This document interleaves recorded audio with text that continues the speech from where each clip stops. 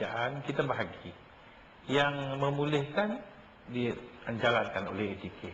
Yang menyiasat dan menangkap dijalankan oleh polis. Pemadam tak boleh buat. Pemadam boleh menjalankan penerangan. Walaupun dan baru saja tahun 2004 kerajaan beri bantuan kepada pemadam sebanyak 2 juta. 2 juta ini kalau mengikut kata Yang Berhormat, pemadam tidak mendekati pelajar-pelajar. Itu satu kesilapan. Saya dah bercakap melalui TV Malaysia saja, PM 2 kali. Bahawa kita dalam program pendekatan peperangan dadah ini, kita ada tahap-tahap dia. Serangan yang pertama yang mesti kita buat yang kepada keluarga. Ibu bapa dan keluarga mesti tahu. Dia bukan saja nak tahu mengapa dia mesti berperang. Dia bukan saja nak tahu apa itu dadah. Bagaimana dadah ini dibahagi dan diagihkan. Mana dadah yang hanya tradisional, mana dadah baru, mana dadah yang menyerang sehingga ke akar umbi, ke otak. Dan mana yang bahaya, yang boleh memudaratkan bukan keluarga dan keturunan. Bagaimana yang terlibat dengan dadah ini sekaligus juga akan terlibat dengan HIV yang dengan secara langsung ingin merasa sedap dan khayal, tapi akhirnya akan membawa satu kedurjanaan mati. Kalau benar seperti yang kita maklum bahawa HIV boleh membawa kepada akhirnya maut. Oleh sebab itu, pemadam memberi penerangan kepada semua. Kita bermula daripada keluarga dan kita pergi kepada anak-anak sekolah. Kita ada 5 juta anak di sekolah pada setiap hari, ya. Dan kita buat di sekolah, kita adakan sahabat pemadam di peringkat sekolah. Kita telah memberi penerangan dan pengisapan kepada pelajar di sekolah lebih kurang hampir 50,000 pelajar. Tapi daripada 5 juta itu yang kita dapat jalankan untuk sementara ini. Sebab itu saya yakin kalau terus menerus kita buat, kita boleh habiskan sampai kepada tahap lebih daripada 5 juta. Kerana pelajar ini akan masuk setiap tahun. Sampai di perangkat universiti, kita telah serapkan pengetahuan ini dan kita tubuh kelab pemadam di universiti. Hari ini ada 10,000 lebih kurang pelajar-pelajar universiti yang telah menyertai kelab pemadam. Pendekatan kita paling leceh, orang kampung kata. Yang sudah menjadi ahli sahabat pemadam dan kelab pemadam, kita berharap dengan ilmu dan keinsapan yang kita berikan kepada mereka, mereka tidak akan terlibat dengan dadah lagi kerana mereka sudah tahu dan mereka akan tahu lebih lagi kalau mereka menjadi satu penggerak kepada kesedaran. Baik, Datuk, saya nak tanya Datuk.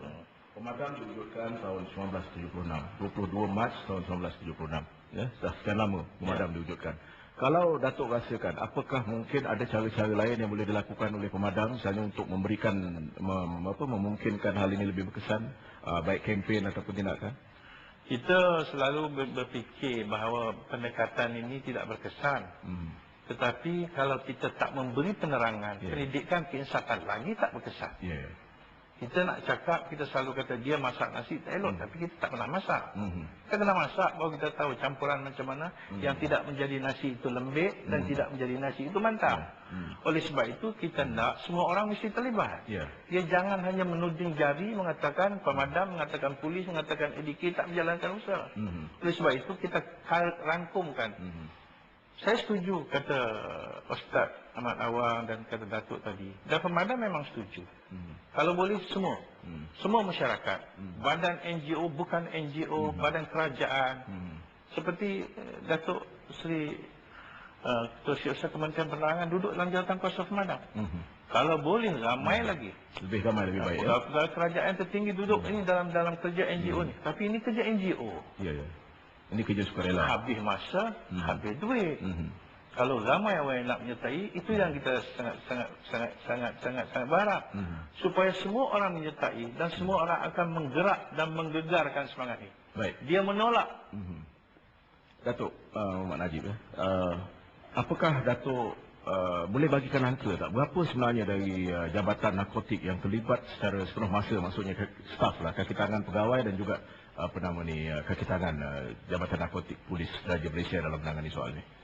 Kita ada pada kita gini lebih kurang 3,000 pegawai dan anggota yang menjalankan tugas. Ini termasuklah menjalankan penyiasatan, menangkap, mengumpul maklumat, merisik dan sebagainya. Datuk rasa cukup 3,000? Memang ini tidak cukup. Jadi kita buat apa yang kita termampu lah. Kalau Datuk, saya tanyakan Datuk ni soalan ni, kerana kalau kita perhatikan dari segi kekuatan polis di Raja Malaysia lebih kurang 80,000 anggota pegawai dan kaki tangan, ya. Dan untuk Jabatan Narkotik ada 3,000. Dan kita tahu ini musuh negara nombor 1. Apa pandangan Datuk? Apa cara yang boleh dilakukan untuk mengatasi, menambah kaki tangan atau apa? Sungguh pun kita ada 3,000 anggota. Tetapi di belakang kita ada 85,000 anggota lain. Mereka ni juga membantu pihak Jabatan Narkotik. Seperti contohnya pendakwaan. Pendakwaan dijalankan oleh Jabatan Sersian Jenayah. Kemudian risikan juga cawangan khas kita membantu, memberi kita maklumat dan sebagainya.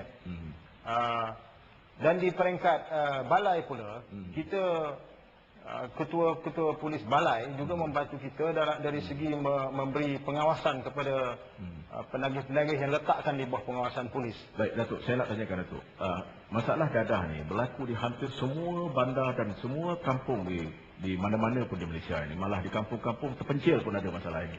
Dan kita tahu, katalah disebutkan tentang balai polis yang kecil di kampung-kampung yang harus menangani macam-macam masalah lagi.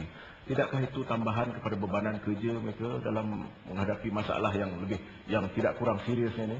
Memang itu juga memberi beban kepada mereka. Selain daripada mereka mengambil tindakan untuk pencegahan jenayah. Dan juga kerja-kerja harian yang mereka harus paksa lakukan. Ya.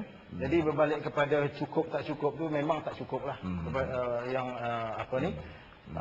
keanggotaan atau pegawai-pegawai di Jabatan Narkotik ini. Kita pun telah buat perundingan dengan pihak Jabatan Penerangan Awam untuk mendapatkan tambahan keanggotaan kita. Saya nak tanyakan Datuk satu lagi soalan.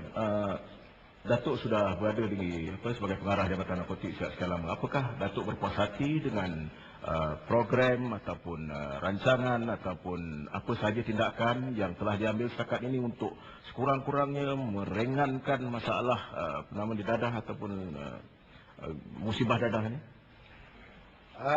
Secara amnya, kalau kita lihat dari segi tindakan-tindakan kita memang belum mencukupi, saya rasa. Kita kena ambil tindakan secara integrated. Semua orang kena memainkan peranan masing-masing. Di pihak kita, pihak PDRM kita memang all out, kita kata. Kita tak kira siang, malam ke pagi ke petang ke, pegawai-pegawai dan anggota-anggota saya menjalankan tugas mereka. Malam-malam dia orang pergi memeriksa pusat-pusat hiburan. Habis sungguh pun pusat hiburan tu yang dia pergi membuat pemeriksaan tu, dia pergi selepas pukul 1 malam. Kerana kebanyakan pusat hiburan yang kita pergi tu yang melanggar syarat, yang ada aktiviti pengambilan dadah di situ. Itu kita pergi. Baik Datuk, saya juga nak tanya sikit sebelum saya nak tanya Ustaz sebelum lepas. Saya nak tanyakan Datuk, nampaknya dadah ni untuk yang orang yang yang jenis gelandangan ni lah yang merempat ni, ada satu kumpulan, ada satu jenis dadahnya dengan harga mungkin RM8, RM10. Kemudian ecstasy itu dijual dengan harga RM50 hingga RM100.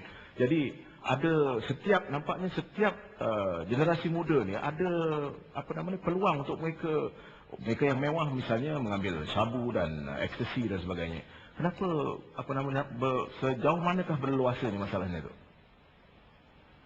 Dadah ecstasy atau lebih katakan dadah ETS atau designer drug. Banyak istilah yang digunakan adalah designer drug. Kerana dia boleh diubah-ubah dia punya diperbagaikan dia punya bentuk dia dalam tu. Jadi dia apabila dia ambil dadah ni, dia akan menaikkan semangat dia, menaikkan dia punya dia akan orang kata khayal. Jadi di situ yang dia ni selalu